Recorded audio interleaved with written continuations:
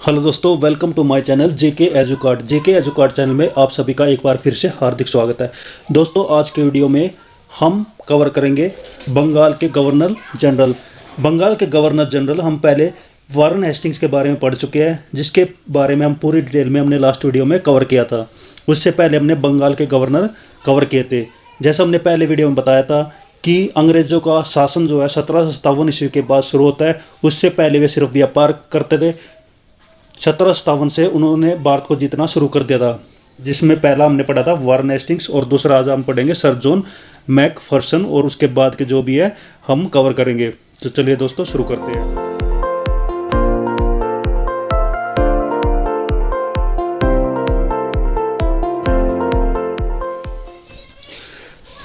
तो second number पर आता है सर जॉन मैकफर्सन, जो कि वारन हेस्टिंग्स के बाद दूसरे गवर्नर जनरल होते हैं। तो वारन हेस्टिंग्स जो है, जो 1774 से लेकर 1785 ईस्वी तक बंगाल के गवर्नर जनरल रहते हैं, और उसके अधीन जितने भी क्षेत्र थे जैसे कि मद्रास और मुंबई, उन सभी प्रांतों के वे गवर्नर जनरल होते थे। तो उसके बाद जो है सर जॉन मैकफर्सन जो है बंगाल के गवर्नर जनरल बनते हैं या अस्थायी गवर्नर जनरल होते हैं। इसके बाद लॉर्ड कॉर्नवालिस को 1786 ईस्वी में गवर्नर जनरल बनाया जाता है, जो दो कार्यकाल में गवर्नर जनरल बनते हैं। एक रहता है 1786 से लेकर 1793 ईस्वी तक, और दूसरा रहता है 1805 ईस्वी में। तो इसके बारे में पढ़ते हैं। इसके समय में जिले के समस्त अधिकार कलेक्टर के हाथों में दे दिए गए। जिले यानी कि एक राज्य के अंदर, एक क्षेत्र के अंदर, जैसे बंगाल के अंदर जितने भी जिले थे उसके सभी अधिकार इसके समय में कलेक्टर के हाथों में दे दिए गए थे। और ये कलेक्टर कौन होता था? ये अंग्रेजों का कोई अधिकारी होता था। लॉर्ड कॉर्नवालिस ने भारतीय न्यायाधीशों से युक्त जिला फौजदारी अदालतों की समाप्त करके उसके स्थान पर 4 भ्रमण करने वाली अदालतें, जिसमें 3 बंगाल के लिए और 1 बिहार के लिए नियुक्त किए गए। तो 4 भ्रमण करने वाली अदालतें बनाई गई। फौजदारी अदालत जो थी उनको बंद कर दिया गया था। लॉर्ड कॉर्नवालिस ने 1793 ईस्वी में प्रसिद्ध कॉर्नवालिस कोड का निर्माण करवाया, जो शक्तियों के प्रतिकरण सिद्धांत पर आधारित थी। कुछ खास नहीं, आगे देखते हैं। पुलिस कर्मचारियों के वेतन में वृद्धि के साथ ही ग्रामीण क्षेत्रों में पुलिस अधिकार प्राप्त जमींदारों को इसके अधिकार से वंचित कर दिया। कंपनी के कर्मचारियों के व्यक्तिगत व्यापार पर प्रतिबंध लगा दिया गया। कंपनी के कर्मचारियों के व्यक्तिगत व्यापार पर प्रतिबंध लगा दिया, यानी कंपनी के अंदर, कौन सी कंपनी के अंदर? ईस्ट इंडिया कंपनी के अंदर जो कर्मचारी होते थे, जो कर्मचारी काम करते थे, कर्मचारी काम कौन करते थे? अंग्रेज के ही लोग होते थे। अगर वे कोई अपना व्यापार करना चाहते हैं तो वो भी बंद कर दिया था। जिला में पुलिस थाना की स्थापना करके एक दरोगा को इसका अधिकारी, इसका इंचार्ज बनाया था। भारतीयों के लिए सेना में सूबेदार का पद, जमादार का पद, प्रशासनिक सेवाओं में मुंशिफ का पद, सदर का पद, अमीन या डिप्टी कलेक्टर से ऊंचा पद नहीं दिया जाता था। तो ये कुछ पद थे जो भारतीयों को सेना के अंदर और प्रशासनिक सेवा के अंदर दिए जाते थे, यानी ऊंचे पद पर अंग्रेज अधिकारी ही बैठते थे।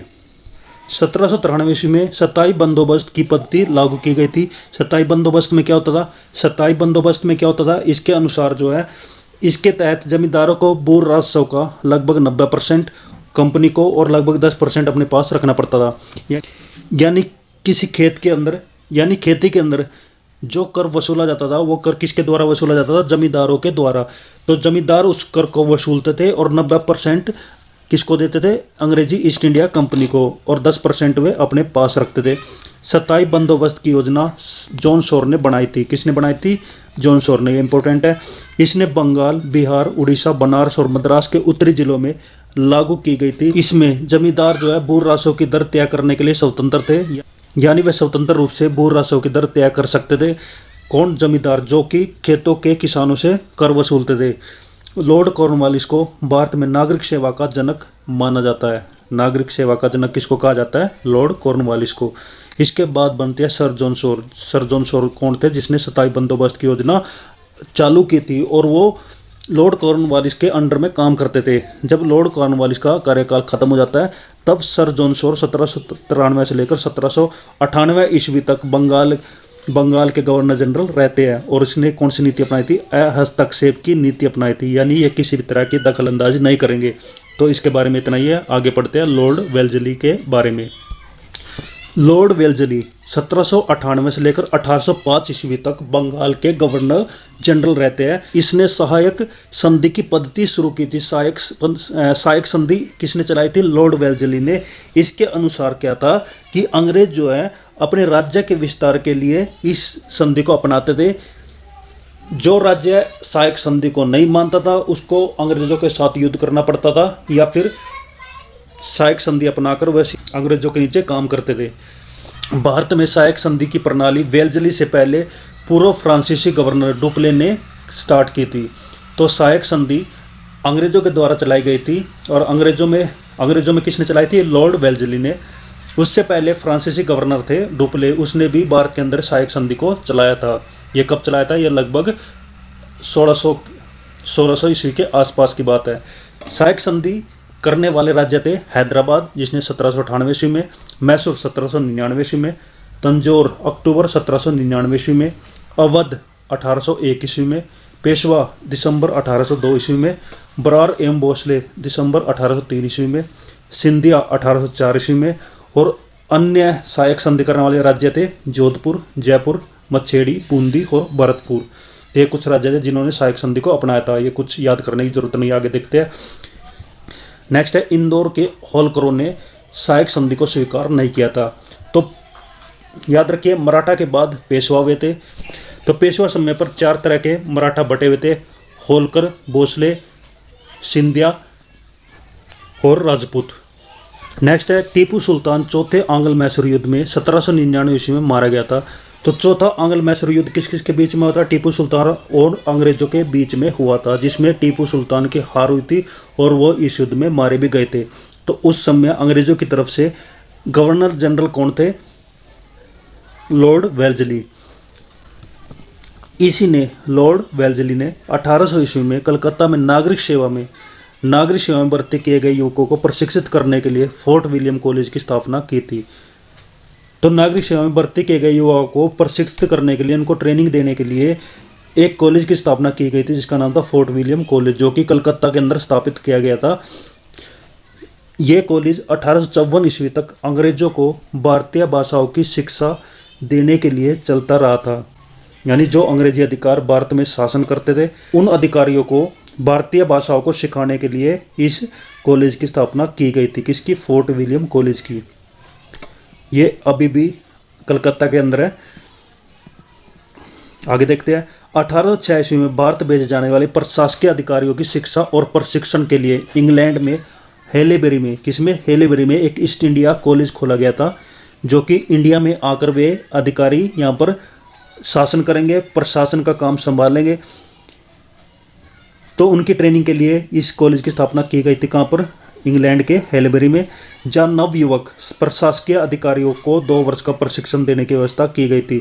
तो इस प्रकार से जो अधिकारी भारत के अंदर आकर यहाँ पर प्रशासन संभालते थे, यहाँ का शासन देखते थे, उनको ट्रेंड कहाँ पर किया जाता था? ईस्ट इंडिया कॉलेज में, जो कि कहाँ पर था? इंग्लैंड में। और यहाँ आकर उनको भारतीय भाषाएं भी सीखनी पड़ती थी।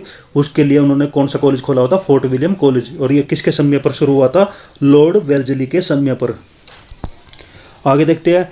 लॉर्ड वेल्जली स्वयं को बंगाल का शेर कहता था। लॉर्ड कॉर्नवालिस का 1805 ईस्वी में दूसरा कार्यकाल शुरू हो जाता है, परंतु शीघ्र ही इसकी मृत्यु हो जाती है, इसलिए ये ज़्यादा लंबे समय तक दूसरे कार्यकाल में नहीं रह पाते। उसके बाद बनते हैं सर जॉर्ज वार्लो, जो कि 1805 ईस्वी से लेकर 1807 ईस्वी तक बंगाल के गवर्नर जनरल रहते हैं। तो 1806 ईस्वी में वेलोर में हुई सिपाही विद्रोह इसके कार्यकाल की महत्वपूर्ण घटना थी। उसके बाद देखते हैं लॉर्ड मिंटो प्रथम के बारे में। लॉर्ड मिंटो प्रथम, जो कि 1807 ईस्वी से लेकर 1813 ईस्वी तक बंगाल के गवर्नर जनरल बनते हैं। इसके समय में ही रणजीत सिंह और अंग्रेजों के बीच में अमृतसर की संधि हुई थी। कब हुई थी? 25 अप्रैल 1809 ईस्वी में। मध्यस्थता किसने की थी? चार्ल्स मैटकॉफ ने। चार्टर एक्ट 1813 ईस्वी में पास हुआ था। तो यह था लॉर्ड मिंटो प्रथम के बारे में। नेक्स्ट आ जाता है लॉर्ड हेस्टिंग्स, जो कि 1813 ईस्वी से लेकर 1823 ईस्वी तक लगभग 10 साल तक बंगाल के गवर्नर जनरल बनते हैं। तो इससे पहले हमने वारेन हेस्टिंग्स के बारे में पढ़ा था, जो 1774 ईस्वी से लेकर 1785 ईस्वी तक बंगाल के गवर्नर जनरल रहते हैं और वह प्रथम गवर्नर जनरल थे। लेकिन लॉर्ड हेस्टिंग्स उससे अलग है, जो 1813 ईस्वी में बंगाल के गवर्नर जनरल बनते हैं और कब तक रहते हैं, 1823 ईस्वी तक। इसके समय पर आंग्ल नेपाल युद्ध हुआ था। कौन सा युद्ध हुआ था? आंग्ल नेपाल युद्ध। कब से कब तक हुआ था? 1814 से लेकर 1816 ईस्वी तक। इसमें नेपाल के अमर सिंह थापा को आत्मसमर्पण करना पड़ा था। मार्च 1816 ईस्वी में अंग्रेजों और गोरखाओं के बीच में संगोल की संधि के द्वारा आंग्ल नेपाल युद्ध का अंत हुआ था। तो आंग्ल नेपाल युद्ध लॉर्ड हेस्टिंग्स के समय पर हुआ था और यह 1814 से लेकर 1816 ईस्वी तक चला था। संगोल की संधि नेपाल और अंग्रेजों के बीच में हुई थी। इसी के समय में, किसके समय में? लॉर्ड हेस्टिंग्स के समय पर पिंडारियों का दमन कर दिया गया था। पिंडारी कौन थे? ये क्रांतिकारी थे जो कि जिन्होंने अंग्रेजों का जीना हराम कर दिया था। पिंडारियों के प्रमुख नेताओं में वासिल मुहम्मद, चीतू और करीम खान थे। इसने मराठाओं की शक्तियों का अंतिम रूप से नष्ट कर दिया था। तो मराठों का कार्यकाल किसके समय पर खत्म हो गया था? लॉर्ड हेस्टिंग्स के समय पर। किसने? लॉर्ड हेस्टिंग्स ने प्रेस पर लगे प्रतिबंध को समाप्त कर दिया था और प्रेस के मार्गदर्शन के लिए नियम बनाए थे। यानी अंग्रेजों ने किया था कि भारत के अंदर प्रेस पर प्रतिबंध लगाए थे। लॉर्ड हेस्टिंग्स ने वे प्रतिबंध हटा दिए थे, लेकिन कुछ लिमिटेशन के साथ, कुछ शर्तों के साथ। इसी के समय पर 1822 ईस्वी में टेनेंसी एक्ट यानी काश्तकारी अधिनियम लागू किया गया था। यह लैंडलॉर्ड और टीनेंट यानी किराएदारों के बीच में कोई कानून था, जो कि लॉर्ड हेस्टिंग्स के समय पर पारित किया गया था और लागू किया गया था। नेक्स्ट आ जाता लॉर्ड हैमर्स्ट, जो कि 1823 से लेकर 1828 ईस्वी तक बंगाल के गवर्नर जनरल रहते हैं। इनके समय पर प्रथम आंग्ल बर्मा युद्ध लड़ा गया था। प्रथम आंग्ल बर्मा युद्ध किसके समय पर लड़ा गया था? लॉर्ड हैमर्स्ट के समय पर। और प्रथम आंग्ल नेपाल युद्ध किसके समय पर हुआ था? लॉर्ड हेस्टिंग्स के समय पर। इस प्रकार से आप प्रथम आंग्ला मराठा युद्ध, प्रथम आंग्ला मैसूर युद्ध, प्रथम आंग्ला नेपाल युद्ध और प्रथम आंग्ल बर्मा युद्ध, तो इन सब की आप लिस्ट बना के याद कर सकते हैं। 1826 ईस्वी में बर्मा और अंग्रेजों के बीच में यानडोपी की संधि हुई थी। 1824 ईस्वी में बैरकपुर का सैन्य विद्रोह भी इसके समय पर हुआ था। तो समय पर सैन्य विद्रोह हुए, अंग्रेजों के खिलाफ होते रहते थे, लेकिन अंग्रेज इनको दबा देते थे। नेक्स्ट आता है लॉर्ड विलियम बेंटिक, जो कि 1828 से लेकर 1835 ईस्वी तक बंगाल के लास्ट गवर्नर जनरल रहते हैं। बंगाल के लास्ट गवर्नर जनरल रहते हैं, याद रखिए। और ये भारत के पहले गवर्नर जनरल बन जाते हैं। यानी ये सिर्फ बंगाल के गवर्नर जनरल ना बन के पूरे भारत के गवर्नर जनरल बन जाते हैं। कौन? Lord William Bentinck. तो ये 1828 से लेकर 1835 ईस्वी तक गवर्नर जनरल रहते हैं। तो लॉर्ड विलियम बेंटिक के बारे में पढ़ लेते हैं। 1803 ईस्वी में ये मद्रास के गवर्नर रहते हैं। मद्रास के गवर्नर रहते हैं। इसी के समय पर 1806 ईस्वी में वेल्लोर के अंदर, वेल्लोर यानी कि तमिलनाडु के अंदर सैनिकों का विद्रोह होता है। क्यों होता है? क्योंकि सैनिक जो माथे पर जातियां चिन्ह लगाना चाहते थे और कानों में बालियां पहनना चाहते थे, लेकिन लॉर्ड विलियम बेंटिक इसके खिलाफ थे, इसलिए सैनिकों ने विद्रोह किया था। 1833 ईस्वी में चार्टर एक्ट के द्वारा बंगाल के गवर्नर जनरल को भारत का गवर्नर जनरल बना दिया गया। ये आप याद रखिए। जो 1833 का चार्टर एक्ट था, जो कि अंग्रेजों की सरकार के द्वारा पारित किया गया था, उसके अनुसार अब भारत के अंदर जो सबसे बड़ी पोस्ट रहेगी वो क्या रहेगी? भारत का गवर्नर जनरल, जो भारत के पूरे क्षेत्र को कंट्रोल करेगा। इस प्रकार से भारत का प्रथम गवर्नर जनरल कौन बनते हैं? Lord William Bentinck. ये आखिरी बंगाल के गवर्नर जनरल होते हैं। बंगाल का प्रथम गवर्नर जनरल वारेन हेस्टिंग्स था, ये हम पहले पढ़ चुके हैं। राजा राम मोहन राय के सहयोग से बेंटिक ने 1829 ईस्वी में सती प्रथा को समाप्त कर दिया था। सती प्रथा में क्या होता था? जब किसी औरत का पति की मृत्यु हो जाती थी तो औरत को भी अपनी जान, चिता में अपनी जान देनी पड़ती थी। तो इसको सती प्रथा बोला जाता था, जिसको 1829 ईस्वी में लॉर्ड विलियम बेंटिक ने राजा राम मोहन राय के सहयोग से बंद कर दिया था। बेंटिक ने इस प्रथा के खिलाफ कानून बनाकर 1829 ईस्वी में धारा 17 के द्वारा विधवाओं के सती होने को अवैध घोषित कर दिया। इससे पहले अकबर और मराठा पेशवाओं ने भी सती प्रथा पर रोक लगाने का प्रयास किया था। आगे देखते हैं। विलियम बेंटिक ने कर्नल स्लीमैन की सहायता से 1830 ईस्वी तक ठगी प्रथा को समाप्त कर दिया था। थग जो है देवी काली की पूजा करते थे। आगे देखते हैं 1835 ईस्वी में बेंटिक ने कलकत्ता में कलकत्ता मेडिकल कॉलेज की स्थापना की थी। नेक्स्ट है लॉर्ड विलियम बेंटिक के समय पर मैकाले की अनुशंसा पर अंग्रेजी को शिक्षा का माध्यम बनाया गया था। अंग्रेजी को भारत के अंदर शिक्षा का माध्यम बनाया गया था। मैकाले के द्वारा कानून का वर्गीकरण भी किया गया था। विलियम बेंटिक ने 1831 ईस्वी में मैसूर तथा 1834 ईस्वी में कुर्क एवं मध्य कचेर को अड़प लिया था। नेक्स्ट है विलियम बेंटिक ने भारतीयों को उत्तरदायी पदों पर नियुक्त किया था। इसके समय में भारतीयों को प्रदान किया गया उच्चतम पद सदर अमीन होता था, जिसकी प्रति माह तनख्वाह होती थी 700 रुपये। इसी के समय पर कंपनी के 1833 के चार्टर एक्ट के द्वारा यह निश्चित किया गया कि धर्म, जाति, रंग और जन्म के आधार पर किसी भी व्यक्ति को कंपनी की सेवाओं में प्रवेश करने से नहीं रोका जाएगा। और किसने विलियम बेंटिक ने शिशु बालिका की हत्या पर भी प्रतिबंध लगा दिया था। नेक्स्ट है चार्ल्स मैडकॉफ, जो कि 1835 से लेकर 1836 ईस्वी तक भारत के दूसरे गवर्नर जनरल बनते हैं। उसने अपने 1 वर्ष के कार्यकाल में प्रेस पर से नियंत्रण हटाया था, यानी प्रेस को पूरी तरह स्वतंत्र कर दिया था। इसलिए इसको भारतीय प्रेस का मुक्तिदाता कहा जाता है। यानी भारतीय प्रेस को पूर्ण रूप से कंट्रोल किसने हटाया था? चार्ल्स मैडकॉफ ने। इसलिए उसको भारतीय प्रेस का मुक्तिदाता बोला जाता है। नेक्स्ट आ जाता है लॉर्ड ऑकलैंड, जो कि 1836 से लेकर 1842 ईस्वी तक भारत के तीसरे गवर्नर जनरल बनते हैं। इसके समय की सबसे महत्वपूर्ण घटना थी प्रथम आंग्ल अफगान युद्ध।